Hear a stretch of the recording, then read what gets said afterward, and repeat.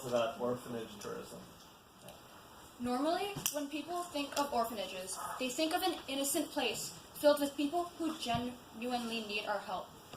However, what we do not realize is that even in these places where the inhabitants are truly in need, there are lies. One of the biggest lies is something called orphanage tourism, which is a form of slavery where orphans become attractions for tourists in order to make money that will not go towards improving their well-being. In fact, some orphans are not actually orphans.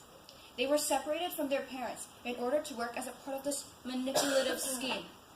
A cause to this problem is because parents of some of the orphans simply do not have enough money to provide a child with proper food and education.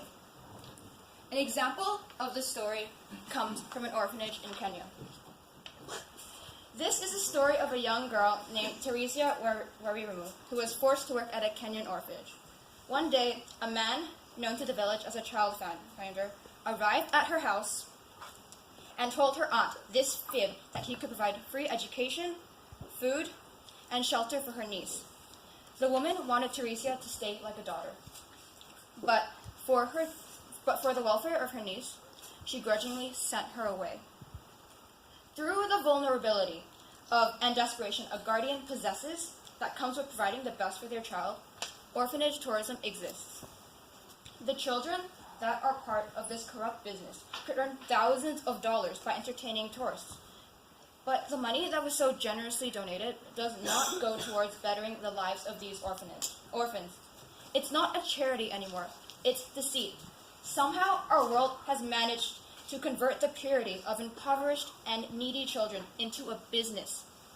Fortunately, organizations such as the Stahili Foundation work to shut down these orphanages whose intentions are not directed towards bettering the lives of these orphans.